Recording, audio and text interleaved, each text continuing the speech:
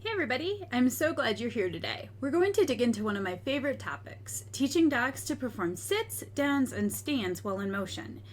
These are super useful skills, whether you're working toward obedience or rally goals, or just want your dog to have great control out in the real world.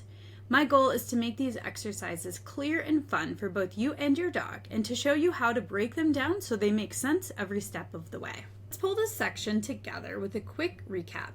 Adding motion turns simple skills into complex ones. The moment you or your dog start moving, the difficulty level jumps, so give them time to adjust. Clarity and reward placement are your two biggest tools. The clearer you are, and the more deliberate you are about where your reinforcement happens, the faster your dog will understand. Never skip the foundation work. If your dog isn't confident in stationary positions, that uncertainty will only grow once you add motion.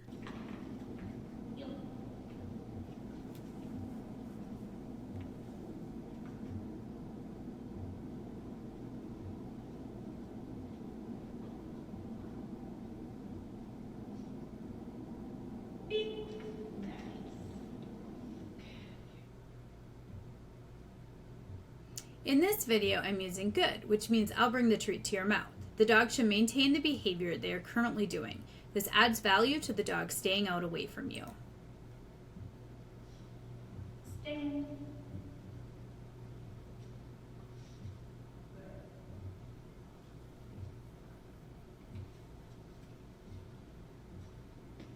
Go outs include a moving sit at a distance. That's another moving position. The dog has to perform the behavior without creeping forward. And in rally, you'll see multiple signs that require transitions between positions and motion, especially at the upper levels. Having those clean mechanics already in place makes those signs fun instead of stressful.